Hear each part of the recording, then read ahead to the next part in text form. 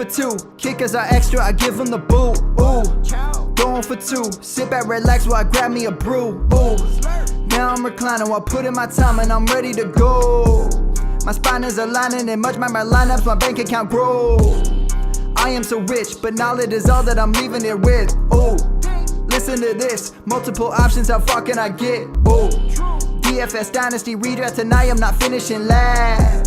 I'm finishing past any and all, I am looking to last. What else? This spot is popping and I am so locked in and only opening the door when it is opportunity knocking. And all of these spots keep on talking and talking. So what are we talking? What kind of alignment? And running it deep, even players forgotten or came from the bottom or hitting that top end. And this spot is popping, yeah, this spot is popping. And woo!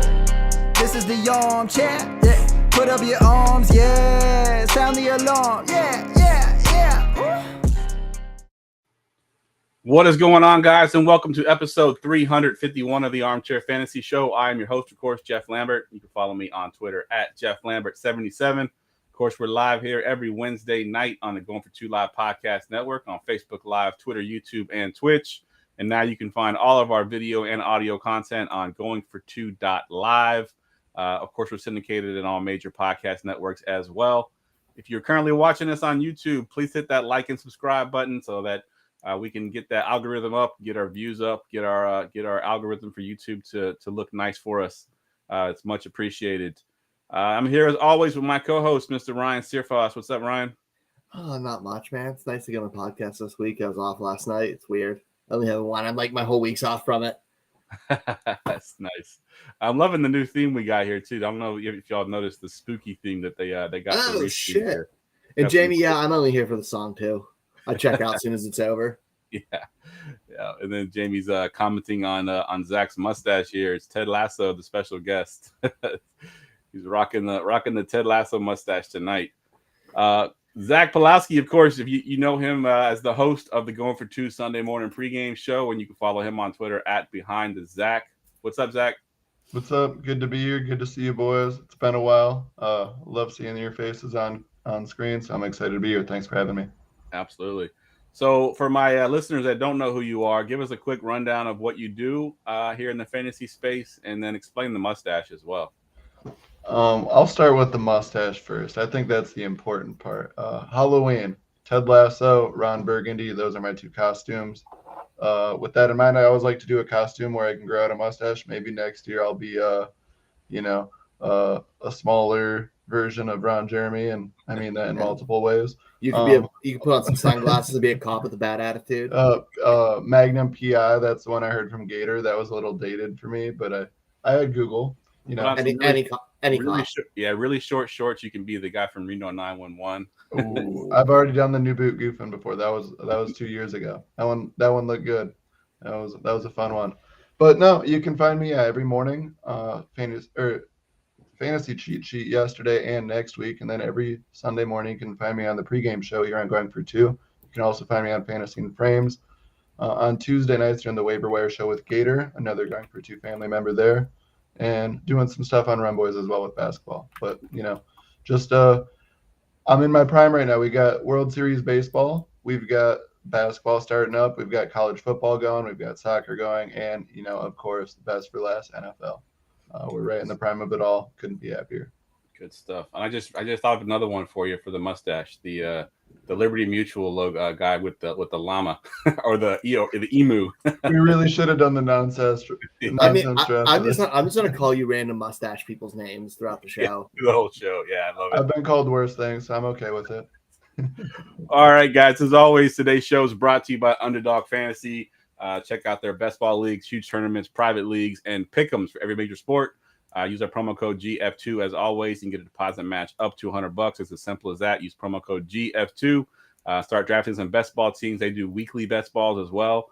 I think one of our Going for Two members, Brian, didn't know that they do weekly best ball league where you can draft literally for 1 week. So that's pretty cool. I think I'm legally allowed to play this here in the great state of Pennsylvania as well, which is neat. Yeah, that hopefully by the end of the season you're able to actually play, because we'll start doing these pick'ems on your account, because I'm going broke here because we still have yet to hit one for mine hit this week at least. Yeah, nice and early. Yours hit. You had the Thursday night one. Yours hit, but me and Shane did not, unfortunately. So yeah, Sam Elliott here is going to get it though. Yeah, Sam Elliott, love it. All right, so we got a great show tonight. We're going to do victory laps. I know we've done a couple shows this year where we've gotten the guys that we've gotten wrong. I'll give Ryan a chance to talk about a couple of his guys that he got right this time.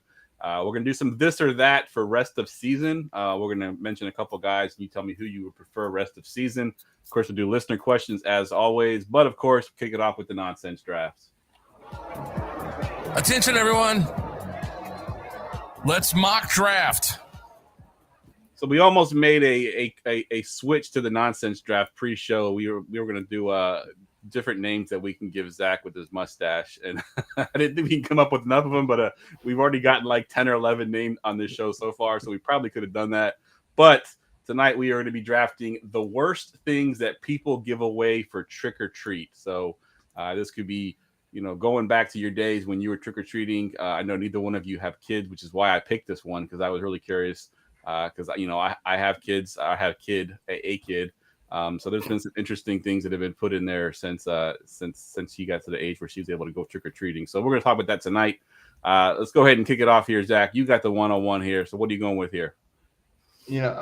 There's no kids that I know of. Hopefully, we'll keep it that way. But with that mustache, you need to stay away from them. Yeah. By the end of the show, you're going to have one with that mustache. Yeah. You might have a whole fleet by the time Halloween's over. You're going to have to beat them off with. We might have to order that shirt you were talking about, the free mustache rides. Yeah. No. Well, I got to go first and foremost. It's in the name of the candy. I'm going to try and keep it on brand with candies because I'll let you guys be creative with the other stuff, but milk duds. I mean, dud is in the name. I think that says enough as to what you're getting. Who wants those? Anyone? That was the one candy where I'm sorting through, I'm filtering things out. That's in the pile that, hey, I'll share this because guess what? I don't want it at all. That's one of those where maybe now as an adult, if I smoke a little bit too much of something before bed, I might eat a couple of those, but that would have to be my last resort in the house. And that's the only way I'm eating it. I'm not going to be sober. I don't know. I see you sitting on the couch drinking a beer with that mustache and a box of milk duds. For sure. All right, Ryan, you got the 102 here. What you got? Anybody who gives out any kind of candy that has the word fun size or bite size on it, get the hell out of here. No kid wants little candy bars.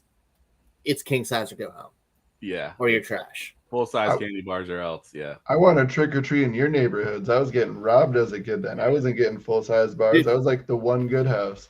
Oh yeah, dude. We didn't trick or treat in my neighborhood because they didn't give the good stuff. We travel across town. I respect it. You got to know the good spots. Yeah. All right, so I'll be the first one to give something that is not a candy, and it happens every year. It seems to be more prevalent these days. But when somebody gives out the church pamphlets, the Find God pamphlets, because they don't believe in trick or treating, so they give those out to the kids to try to help them. That's I don't know. Just turn your light off and just don't give out anything. Don't give out the church pamphlets for kids. This is kind of lame. So that one definitely would have gone 101 for me because Ned Flanders down the bottom of the screen might do that. Yeah, that's another good one. We're just gonna keep naming them all night. I love it. I'm here for it. That's why I joined. All right, Zach, back to you here at the 104. I'll take it away from candy for a second. We're going to go with, I've had it before. I've been given dental floss. I'm sorry. I'm not out here to get any sort of hygiene products. I'm here to get some damn candy. So give me the candy and give me the big bars like Ryan was alluding to earlier. No dental floss for me. Yeah, I had that on. I didn't have dental floss, but my daughter last year got one of those little free packs you get from the dentist with the toothbrush and the toothpaste, the little small toothpaste. She got one of those in hers, so that was on my list as well. Oh, gross! Yeah, just terrible, dude. That's when if you have the house next to them, you give away eggs. Exactly. Then that house gets egged the next day. I love it. All right, Ryan, you got the 105. I'm going Tootsie Rolls. They're just boring and just squishy, and they're trash. Yeah, Tootsie Rolls, and they're also very cheap, so that's probably why they're giving out a lot. You can go buy. Yeah, and you get too many of them as a kid. They're trash. You go to Costco, you get like, life size, like these huge bags of Tootsie Rolls. You just give out for 67 cents. Trash. Yeah, 100%. All right, I'm up at the 106 here, and I got a bunch on my list. I thought y'all were going to take some of these, so I made a lot of them. I'm going to go with let's see, what should I go with? I'm gonna go with. I don't even know if y'all remember these because when I was researching this stuff, the company I guess went out of business after like 70 years of being in business.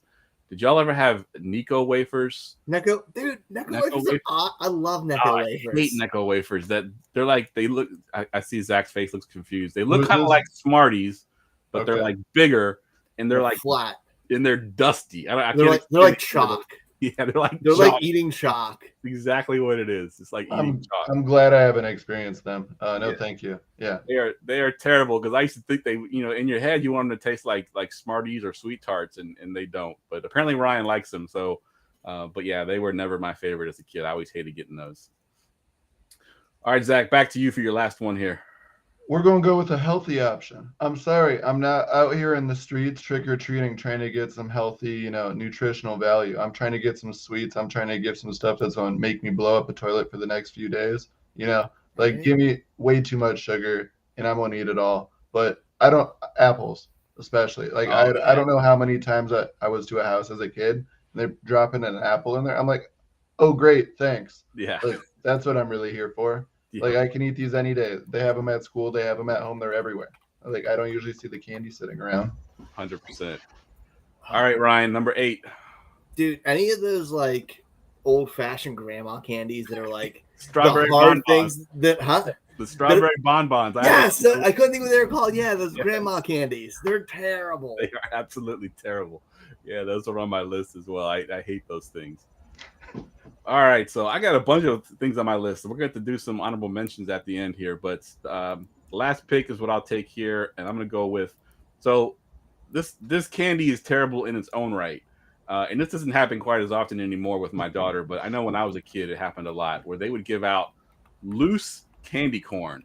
It wasn't even in a package. They would just give you a handful of candy corn. Candy corn by itself is not good, but when it's just loose in the bottom of your Halloween basket, not good at all. Yeah, I don't care if it's loose in my set or if you bundled it up into a nice little bag for me. I don't want it either way. Who likes candy corn? Yeah, absolutely terrible. That's decoration only. I also have a couple of honorable mentions as well. Yeah, why don't you go ahead and give us a couple of your honorable mentions there? I got 2 more candies. Rolos. Anyone ever? No. Okay, nobody likes Rolos. Yeah, no. And then dots. Those are just boring globs of what? Yeah. And especially they're usually the fun size box too. So there's 3 dots in there. Exactly. They're not good, and you give me a couple of them. What am I supposed to do with this? Yep, agreed. I got one honorable mention. It's anything out of the van that Zach drives. Yeah. But it's free. There you go, kiddos. I got some candy. And also, I've been waiting for the candy with drugs in it my entire life, and that's never came. Never happened. We can all have a dream. What are these sweet houses giving out the free drugs? Let's see. Another one I have, Jamie mentioned in the chat, is when they give away pennies. When they give away any kind of coins, change. What kind of rich neighborhood are you in that gives away free money? Yeah, I don't know. Pennies don't really money. I've been in the money ones, just not pennies. Yeah, the penny ones. They were usually, if they were giving out money, at least the ones I experienced, it was a 1, nothing crazy. And then the other one I had, it's oh well, thanks. I won't spend a whole lot of nothing on this. Y'all know what double bubble gum is? That super dry bubble gum that's in the wrapper. Yeah, it has flavor for all of 14 seconds.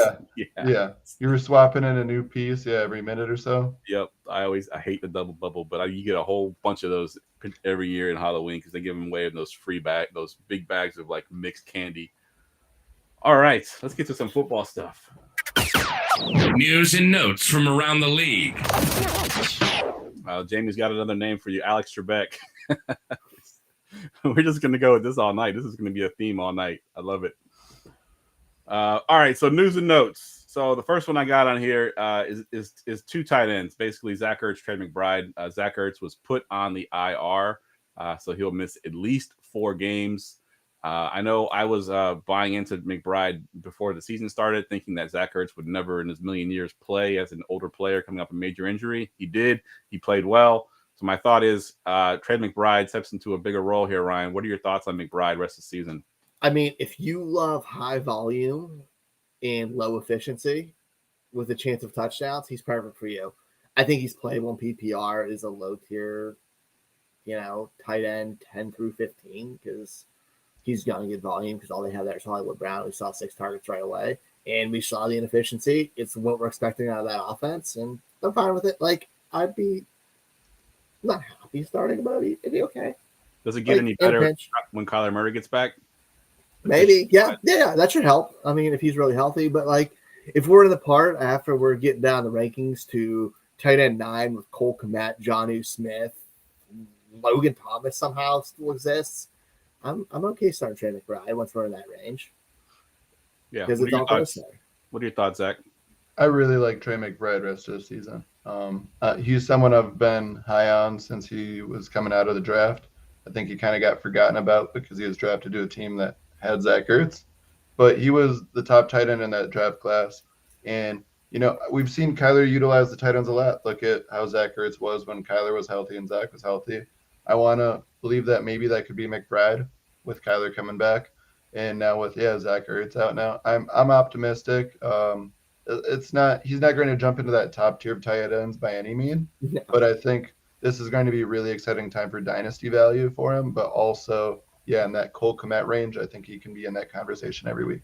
Also, last I checked when I was doing my waiver show yesterday, Trey McBride was still less than 10% owned in redraft. Yeah. So that's where I really like him in that regard when you're looking at some of those other tight end options. Yeah, I love it. And Jamie's got another name here, Tom Selleck, for you. Dude, that's what I'm being proud of. That's a handsome fella. Yeah. Yeah. Well, I've heard that a couple times. And I'm like, oh, thank you. That man just reeked of sex in the 70s. Goals. All right, we'll stick with the tight end theme here. And Dawson Knox, his wrist is going to require surgery. His timeline is still unknown. I know Dalton Kincaid was a popular name preseason. Do we see Dalton Kincaid become viable now, you think, Ryan, with Dawson Knox being out? If we don't, we riot. He had 8 targets this week. And other than Stephon Diggs, everything's been super unreliable in Buffalo. So if he doesn't step on this opportunity, I'm worried. Like, this is one of those times with a young player, if they don't show out, there's issues. And you know what? He did it last week against the pretty decent defense. After this Tampa game this week, he has some easy matchups with Cincinnati and Denver. We could see some big weeks coming up. Yeah, I'm very excited about Dalton Kincaid. Yeah, he was drafted as the first tight end in this class for a reason. He's super talented. This is actually exciting news for news and notes. We normally don't get that. Yeah, not yet. We usually don't. This is super exciting. Especially at week 8 in the season, we're usually nitpicking the little things here and there, but this is pretty big. What are your thoughts on Dalton Kincaid? I'm just one feet off of Ryan there. I completely agree. I've been a big Dalton Kincaid guy all year, and this is exactly what we want to see. Obviously, you hate to see Dawson Knox go down, but this is the opportunity opening up for Dalton. And, we've seen him utilized in 2 tight end sets, and we've seen Knox still utilized a lot. I mean, I love the 8 targets and 8 receptions. That was like porn for me last week. That was part of the inspiration. Was it one that you're in? Yeah. Huh? Yeah. Was that one that you're in with full bush? Yes. Yes. You get it. But no, Dalton Kincaid, absolutely excited. Yeah, I mean, going into the year, the hopes and expectations were maybe he could be that second receiving option behind Diggs. This might be his chance to do it. I don't want to get my hopes too high, but, the sky is really the limit for this guy, especially at a bleak tight end position. So I'm very cautiously optimistic going forward the rest of the season for Dalton Kincaid. I'm not even cautious. I'm firing him up, man. I mean cautious. Like I'm trying to ease my brakes. I'm just. Nah, dude. If I have anybody from tight end 7 down, I'm firing him up. I think he could be like, or no, I'm not saying. I think he could be tight end 6, tight end 5 come end of year. So I'm just trying not to just throw him up into that category too. So that's all. I agree with you completely, Ryan. I just I am very excited about Dalton Kincaid. So I'm trying to keep in my pants relatively to how I feel about him. Another Ron Jeremy reference there. Only he could never keep it in his pants. All right, the next 2 notes I have here, we'll kind of combine these 2 together. Bijan Robinson's quote-unquote health issues that he had this past week is being investigated by the Falcons. Potential fine coming. It'll be a team fine. And then I wanted to roll in Chris Olave being arrested on Monday. Do you think there's any implications for fantasy here, Zach, with these 2 things going on? I doubt they do anything to Bijan with the health issues, but Chris Olave being arrested, maybe the NFL suspends him for a game, maybe, or is it just a fine, you think? With Bijan, I don't think anything's going to come out of it. Obviously, it was disappointing to see for anyone that was putting him in starting lineups. You hate to see that last minute where it's like, oh, wow, just probably wouldn't have played him at all if I would have known. In regards to Olave, I think it's just going to be a slap on the wrist, a fine. If it was more that came from it, if it was a DUI as well or something, then I would say yes. But just speeding excessively, I don't think the NFL is going to suspend him for it. Yeah. Are you in agreement there, Ryan? Yeah, I'm with you, Sam. I'm not worried about any of these. Fair enough. Let's talk about 2 injuries before we get into our next segment here. So I put this one on here with Jerome Ford, expected to be sidelined 1 to 2 weeks, only because Dr. Ferretti, going for 2's own injury analyst, kind of poo-pooed this diagnosis. Oh, there's the book right there, fantasy. Yeah, so good stuff. Go ahead and plug it while you got it there. Injuries suck, but your fantasy team doesn't have to. Really good stuff here because actually you can learn a lot, not just about managing your teams, but just as a viewer. It doesn't have to just be fantasy related. He goes into it all. Yep, you can find that on Amazon. Again, I mentioned Dr. James Ferretti. He's going for 2's own. But he talked about this low-grade high ankle sprain, essentially saying that there's not really a thing that's, if it's truly a high ankle sprain, he's probably going to be 3 to 4 weeks. What are you looking into this, Ryan? If you own Jerome Ford, are you expecting him to be out longer than the 1 to 2 week window?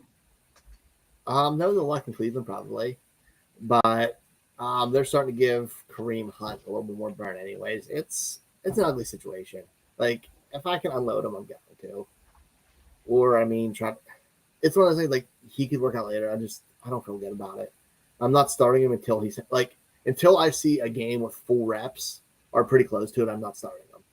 And I'm not thinking about starting him in the flex. I don't want anything to do with it until it's proven. I'll miss a week of production to take that chance. Yeah, he's not one of those guys like, where you invested heavily in that when he comes back, you're plugging him in no matter what. I agree. I think you'd want to see it. Is that kind of where you're at, Zach? Yeah, I agree. I think it will be 3 to 4 weeks where Ford is just completely out. And I'm still expecting rather limited from there because Doc, I was talking with them, and low grade high ankle sprain, that's still more of a highly cautious thing to be monitoring. So not very optimistic there, as Jamie alluded to. I'm kind of keeping my eye on Pierre Strong, especially with how little he's rostered. Obviously, waivers just processed today, but prior to that, he was only 1% rostered in leagues. So with that in mind, he's someone I'm keeping my eye on going forward. All right, let's wrap it up with a guy that's coming back from injury. I kind of liked him a little bit. I think the pendulum had swung a little bit too far with the hate in the offseason. I was buying into this guy, even though I wasn't big on him coming out of college. But Treylon Burks practiced all week for the Titans.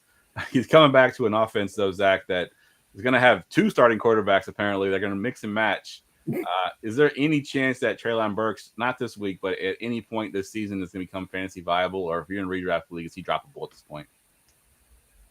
I would say he's droppable because I just can't trust it. As much as I like him as a prospect, I'm mainly in Dynasty, and he's someone I might buy into in the long term about, if he were to be rehomed at some point.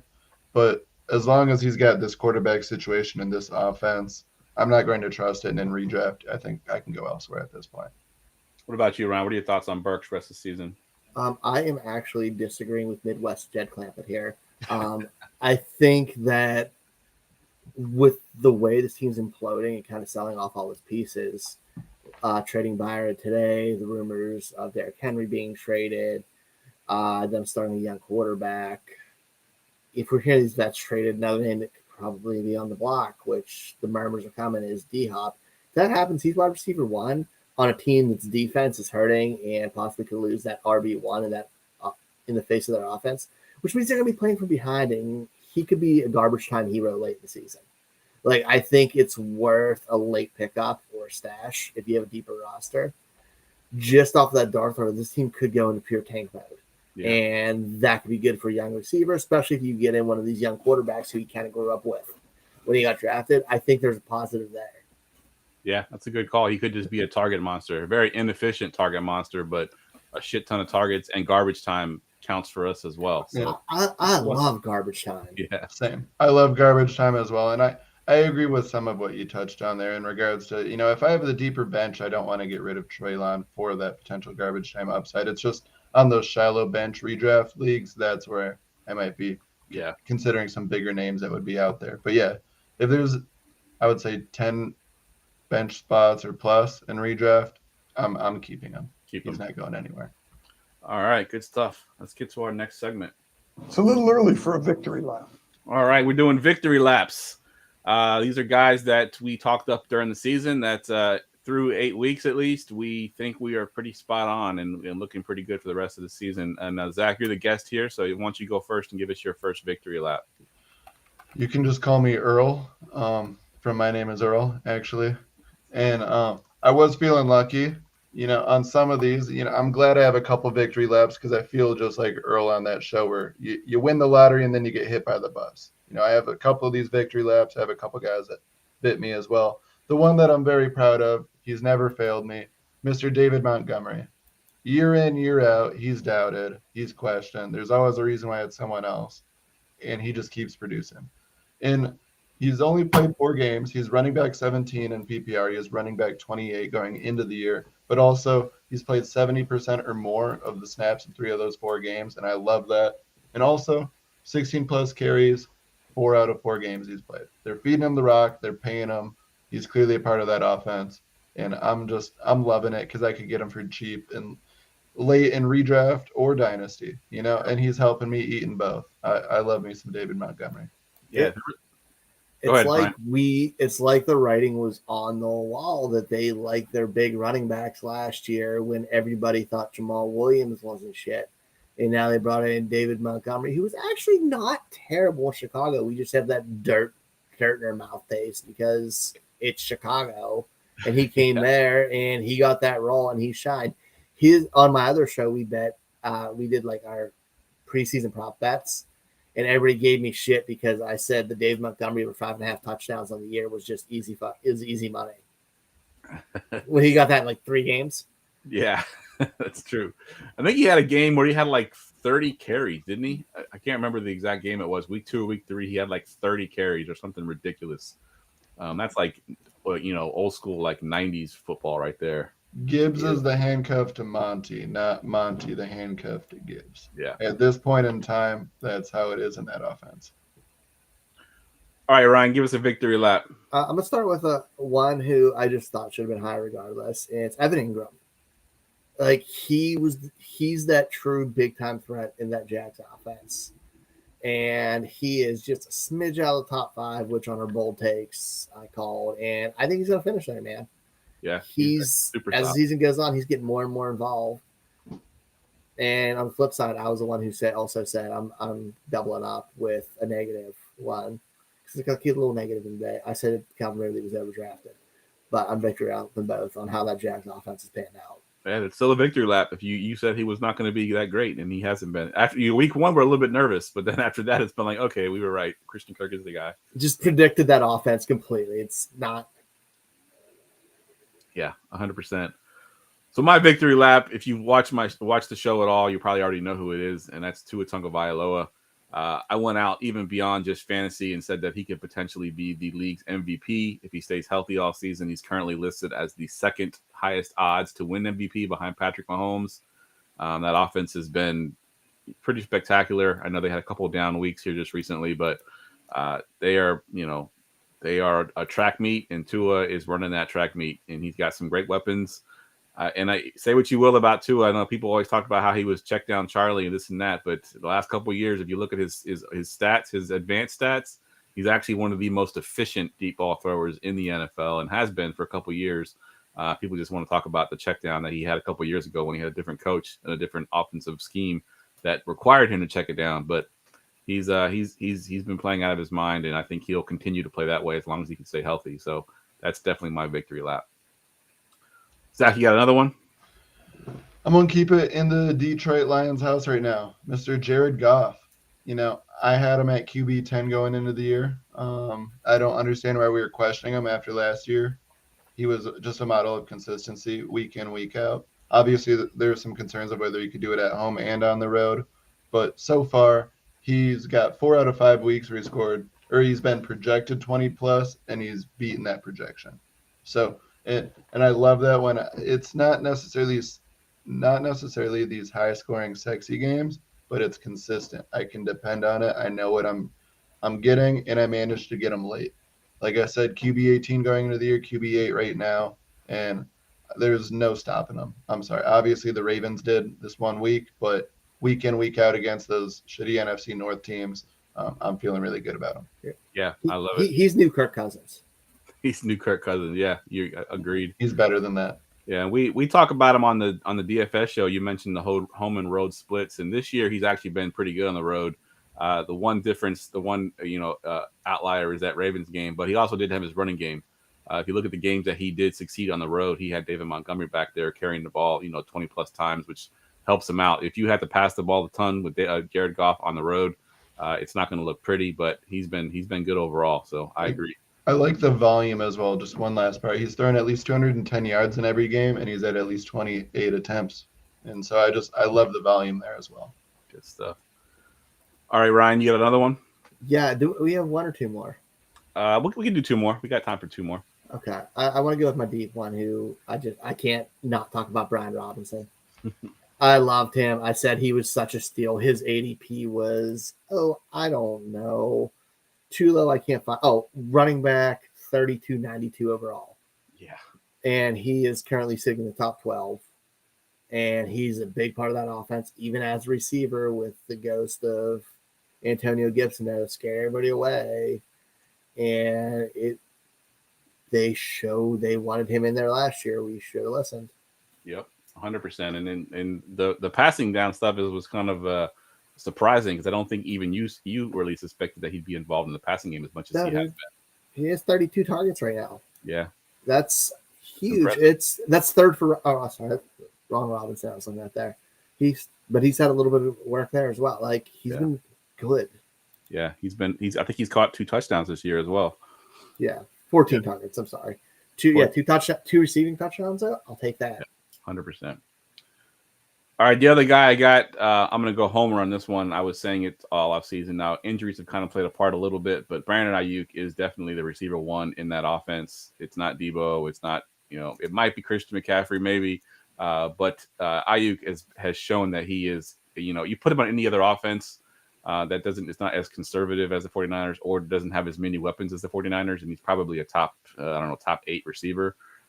He beats his man every time, just about. Despite even like this past weekend when they knew he was getting the ball, he was the only receiver out there. He was still beating his man. So Brandon Ayuk was mine. He hasn't had the touchdowns yet that I'm hoping that he does eventually get.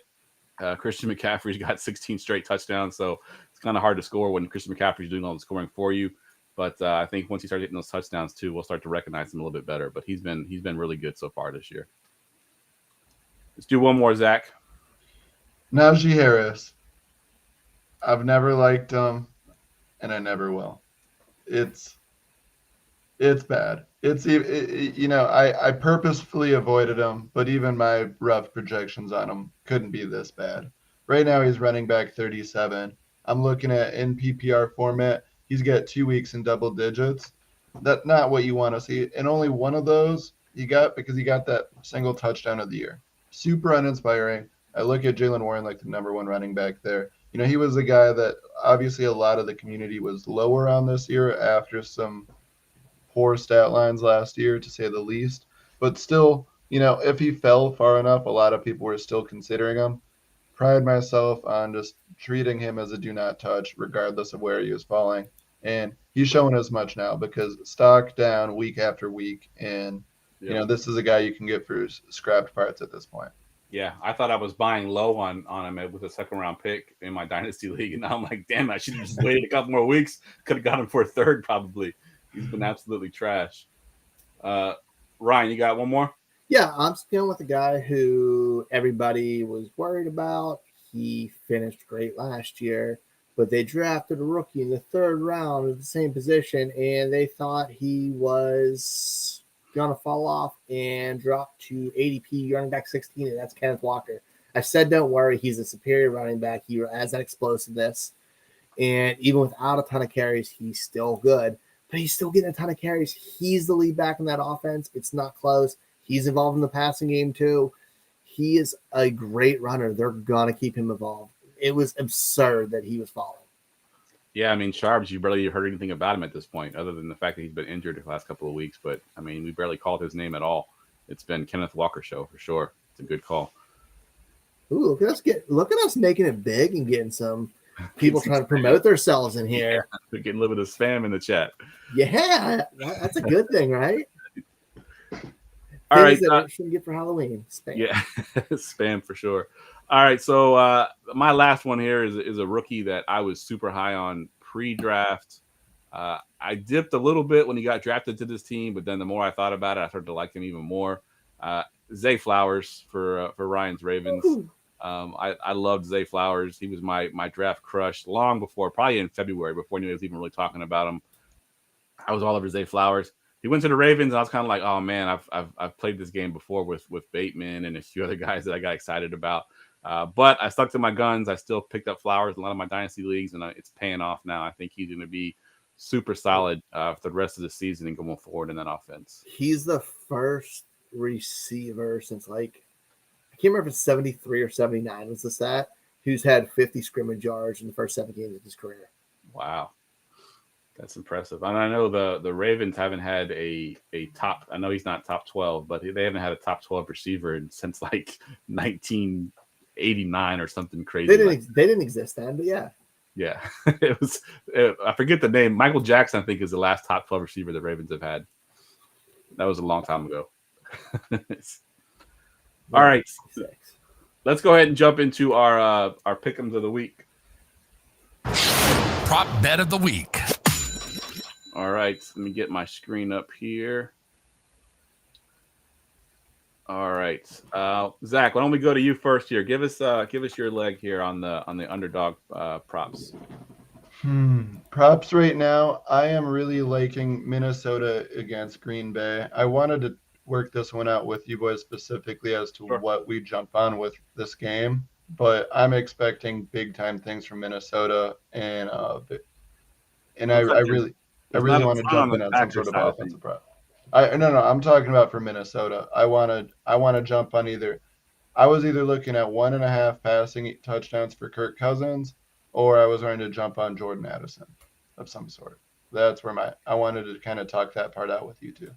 Yeah, where are you at, Ryan, with this one? So Kirk Cousins' line is 1.5 passing touchdowns, higher or lower, and Addison's, you said his receiving yards is 57.5 receiving yards. I like that Addison one because they've shown that they're a high target to your top guy offense. Like, we're seeing it. We saw it clear as day last week. Yeah. With Addison. I like that for Addison. Yeah. I expect Minnesota to be in full control of this game. You know, I think they're very clearly the superior team here. I can't believe the spread is reflecting otherwise right now. But I love Minnesota in this game, and yeah, I expect a lot of passing because injuries, Packers are just falling down left and right, more especially in the secondary for their defense. And with that in mind, I mean, whether JJ is there or not, Minnesota's been feasting, and especially towards Addison. I like that 57.5 receiving yards there. Yeah, and the Vikings can't run the ball. I think they had 2 runs in the first quarter of this last game against my 49ers of like 8 or 9 yards, and he ended up with 35 yards for the day. So who won that game? I forgot. I don't want to talk about it. I blocked it out. and then we're going to be starting Sam Darnold this week too. I don't know if you've seen that note. Dude, I heard it's not even going to be a change. That's what they're saying on ESPN. It's not even a change between him and Brock Purdy. They're the same person. Did you hear that? All right. Simmer down there, Mr. Raven. No, I'm just saying what ESPN said. I disagree with that, but I was just repeating what I heard on TV. Gotcha. And on Twitters. On the Twitters. All right, Ryan, what you got for your leg, for your pick'em leg here? I'm bringing it full circle back to news and notes, and I'm taking Dalton Kincaid over 4 receptions. Ooh, that's a nice one. Like they said before, they're fine. They're trying to have a hard time finding weapons in that offense, other outside of Diggs. He showed he could do it last week, and 4 catches really isn't that much when you're technically by the number 2 target in that offense. Now the tricky thing is it's 4 receptions, which means he has to catch 5. There's no half. I like the 37.5 receiving yards. With needing, I don't hate 5 though. I have him projected at 6, and I feel like that's relatively safe right now because I think Kincaid's trying to get volume right now. So Yeah, I think it's stupid they listed at 40 or at the 4.5 when everything else is at a half. I would have been nervous if it was 5.5, flirting with that 6 line, but I still like 4. Yeah, 4.5 solid. Yeah.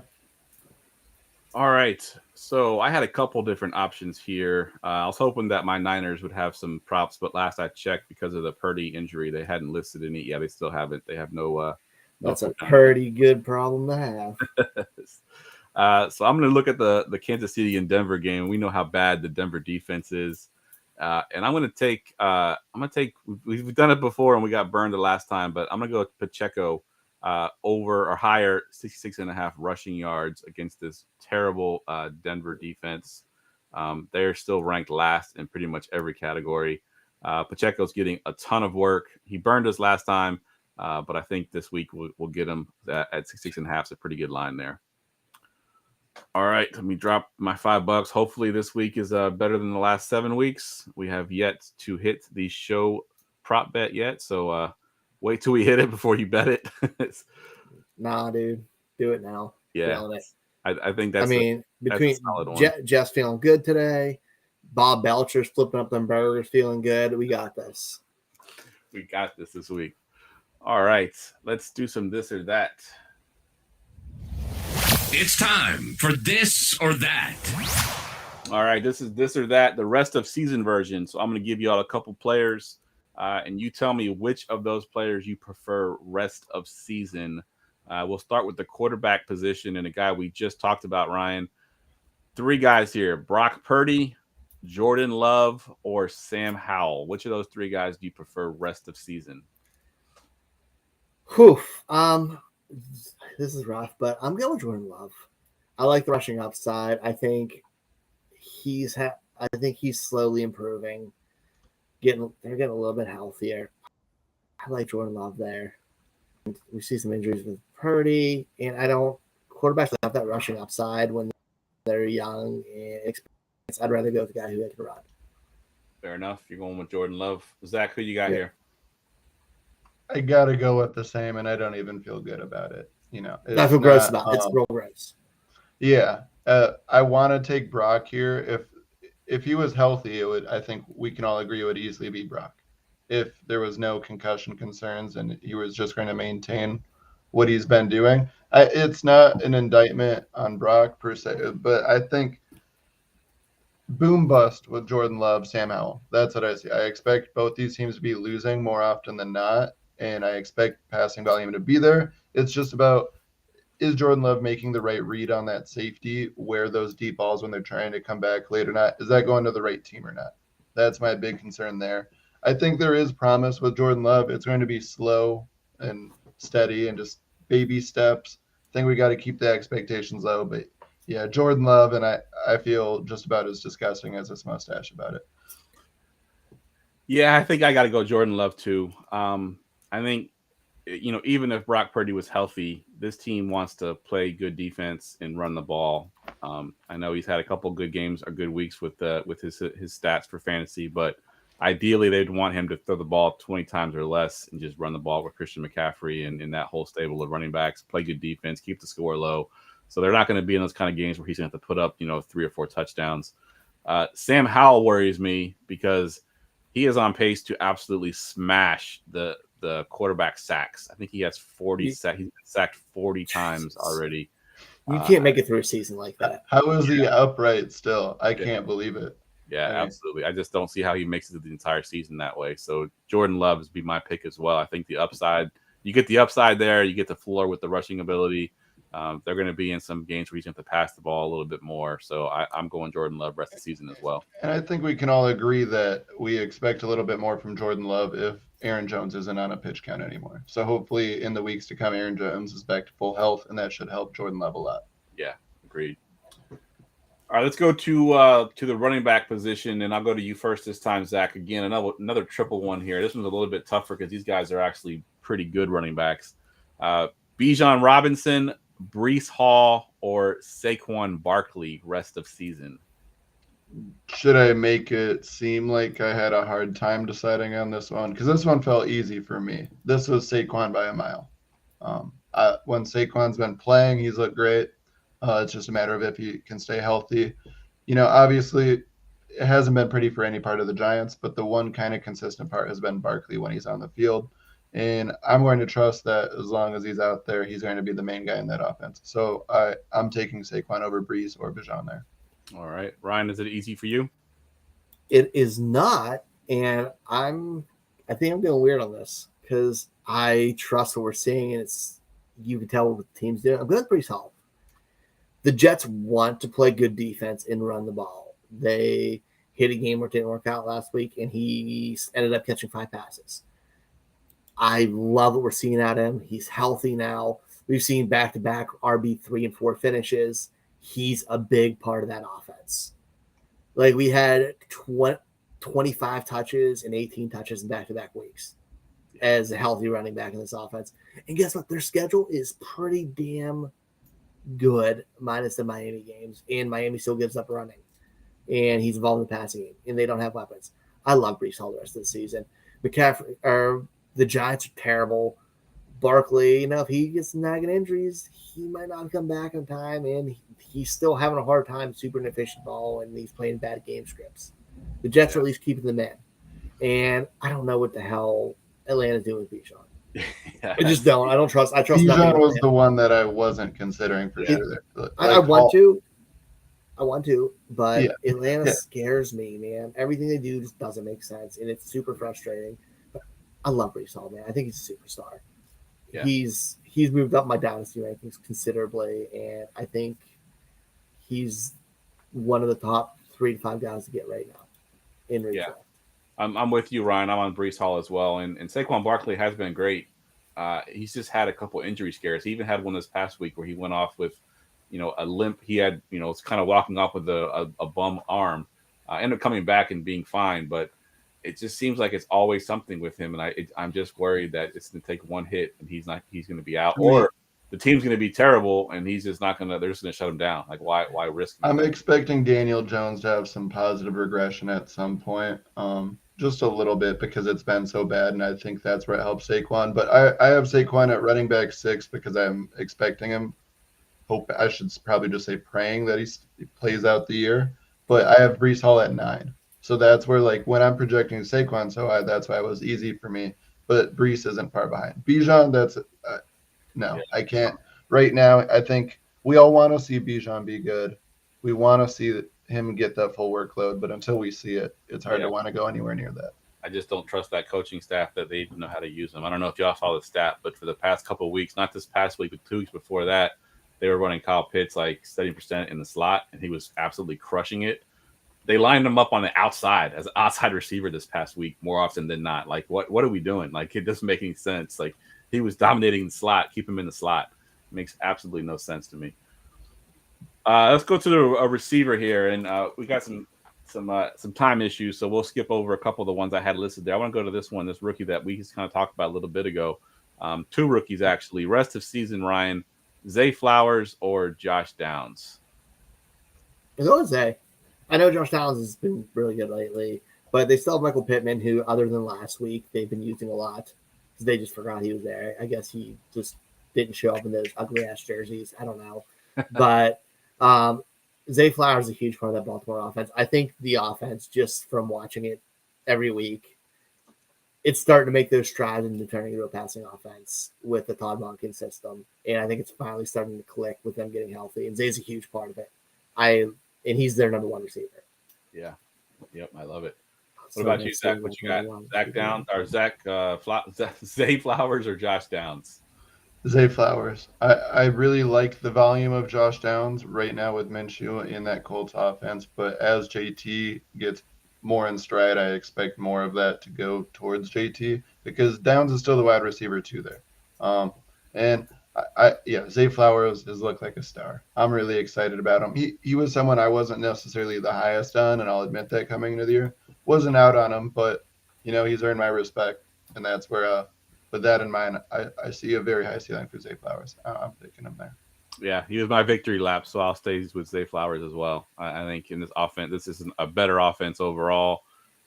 Lamar Jackson has proven that he can be a passer as well as a runner, and that dual threat opens up so much in the passing game. Josh Downs, I love Josh Downs too. I think he's been great with Gardner Minshew at quarterback, but that offense is not going to be nearly as good, and there's going to be less scoring opportunities. And as you mentioned, Michael Pittman is there as well. So let's do the tight end one. And there's two guys we've already talked about, and I mixed in a third guy here. Rest of season, Zach, Michael Mayer, Trey McBride, or Dalton Kincaid? Three guys with a lot of promise to end the year. I like all three in different ways, but it's in different tiers of promise right now. I see upside for each of them, but Meyer would be that third tier, McBride would be that second, and Kincaid's at the top there. Kincaid's the one I'm going with. Yeah. Are you in agreement there, Ryan? Yeah, I agree. Dick Dickerson. It just keeps coming. I love it. There's been so many. We could have done a whole entire show on just names for Zach. Yeah, I'm with y'all as well. Dalton Kincaid has the highest upside. I think all these guys are going to be solid going forward. They'll be good DFS guys. Y'all watch the DFS show on Friday nights at 10:30 p.m. Eastern Standard Time on this channel. We talk about tight ends being the cheap ones are the ones you want. These guys will all be cheap this week. But Kincaid has the tremendous upside in an offense that's really good. So I'll take Kincaid as well. Is that offense really good? It's supposed to be. Is that team really good right now? Yeah, Take fair down a point. stink. Yeah, fair point. They haven't looked good recently, that's for sure. All right, let's do some listener questions. Go ahead. Ask me anything. All right, we got room for a couple here. We'll just kind of alternate back and forth here. We'll go with this one from Pistol Pete, and we'll go to you, Zach, on this one. This is a trade.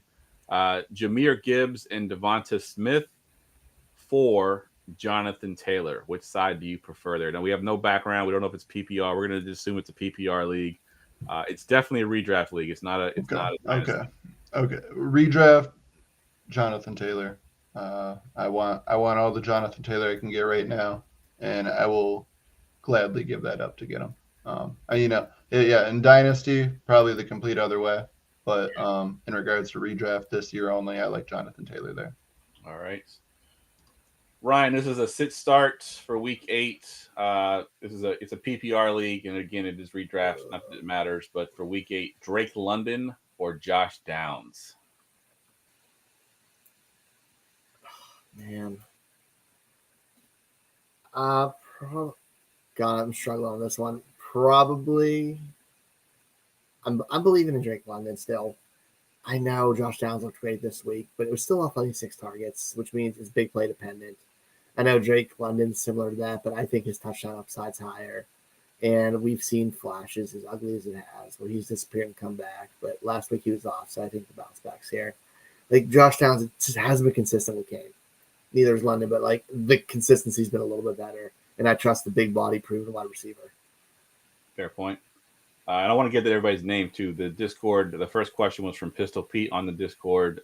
This one was from Steve Hogum. And we got one more here, Zach. Let's do Pack Zoo. PPR. He needs 2 of these guys: George Pickens, Hollywood Brown, Amari Cooper, and Alexander Madison. Which of those 2 are we going with? Well, first and foremost, let's not consider anyone in the Minnesota running back room for the foreseeable future until we see otherwise. Yeah. So pretty much forever. I agree there. Also, same thing probably goes for Amari Cooper right now, where we shouldn't really want to touch that at all until we know what we're getting in that passing game. And I actually think we already know what we're getting in that passing game, and it's nothing good. So with that in mind, I'm going George Pickens and Hollywood. With that, I'm feeling good about those 2. Yeah, I like those 2 as well. All right, and this last one here was in the Discord, and this one created a lot of, I don't want to say controversy, but there's a lot of debate over this one, Ryan. Redraft PPR, he's giving up Brandon Ayuk and Addison, and he's getting Keenan Allen and Tyler Algier. Now, I will preface this by saying it's a very shallow league. I think they only start 8. So that kind of made a little bit of an argument as far as whether or not you want the elite guy in Keenan Allen, or did you want the more depth with Ayuk and Addison. So again, giving up Brandon Ayuk and Addison to get Keenan Allen and Tyler Algier. Which side do you want? Honestly, I want the Ayuk and Addison side. Reasons for it, I think obviously Keenan Allen's been ridiculous this year. He showed that age ain't nothing but a number, and he's been balling out, been a target monster. He's third in points per game. But Addison is picking up. He's popped himself in the top 12 receivers right now in PPR. Or, sorry, just outside of wide receiver 13, off of 1 week as wide receiver 1. We don't know how long Justin Jefferson is going to be out, which could be for the foreseeable for multiple weeks. And if they keep losing, could be longer. Like, we don't know how long he's going to be out. And Addison's a top 12 receiver until then. And Brandon Ayuk, like you talked before, he is also a wide receiver 2 at worst. Like, you're getting 2 guys who are must starts, and Algiers question mark in Atlanta. So I'd rather take the chance of those 2 and just feel very comfortable with it. Fair enough.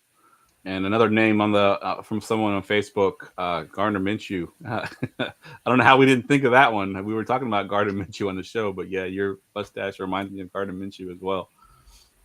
All right, let's get to our last segment. That was just low-hanging fruit. We are bad football fans. But Ron Swanson, bring it on for this. Get ready for GoingFor2.com's Forgotten Fantasy Player of the Week. All right, Zach, come strong here. What you got? All right, I've got a guy. He had a 6-year career from 2014 to 2019, wide receiver. He played first 4 years in Jacksonville. You know, his best year was 2015. He was wide receiver 14 on the year for fantasy football in PPR. He had 1 year in that year where he had 10 plus touchdowns. That was his only year with over 1,000 yards. And who played opposite of Allen Robinson that year? I can't think of his name. And his week 1 of his rookie year, he finished second in fantasy for the 2014 season with 23 fantasy points. I have the right player, right? He finished up in Dallas, yes. I believe, right? Did he finish his career in Dallas? Correct. Or Miami the year following, but yes, he went from Jacksonville for 4 years to Dallas for 1 year in 2018. Oh, but I can picture his face. I can't think of his name right now. Tried to come with a good one.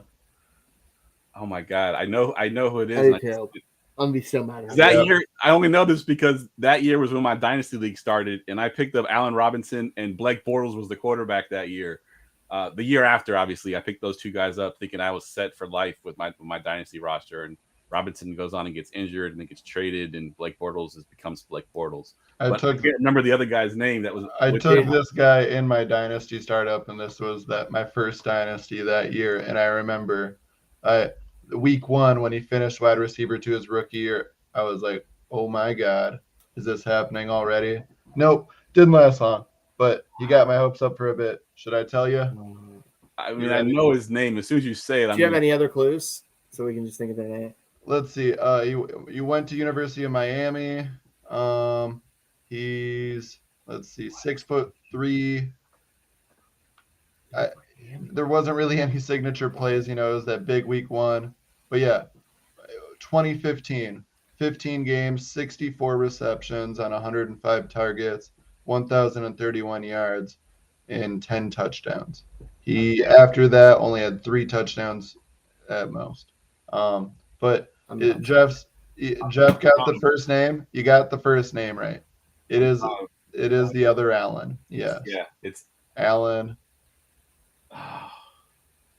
Oh my God, I'm so mad right now. Alan Hearns, there it is. Yeah. Gerson got it in the chat. Hearns. I could not think of his name. I kept wanting to say Keenan McCardle, but I knew that wasn't right. I'm like, that's not the right. Keenan McCardle was good for a long time. Yeah, I don't know why that name stuck in my head. Yeah, good call, Gerson. Way to pull it out because I knew exactly who it was. I just could not think of his name. I mean, the spelling is impeccable though from Gerson here on his last name. He is 0 for 3 on the spelling, but he got us there. So thank you, Gerson. I got to put that on the screen there because that was a pretty funny little scenario. So he got Alan Huron with an I. We're 4 letters or 3 letters off. And then he got Hurt, I believe. Nope, not Hurt either. And then it's Hearn. There we go. We finally got it. Alan Hearns. Good stuff, Gerson. All right. All right, that wraps the podcast up, man. Let's go around the room real quick. Give us your Twitter handle and plug anything that you are currently working on or getting ready to do. So we'll go to you first, Zach.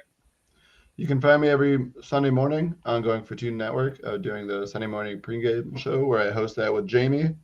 We are going strong there. Lots of start sits in the chat. Please come strong with those as always. We love answering those bright and early.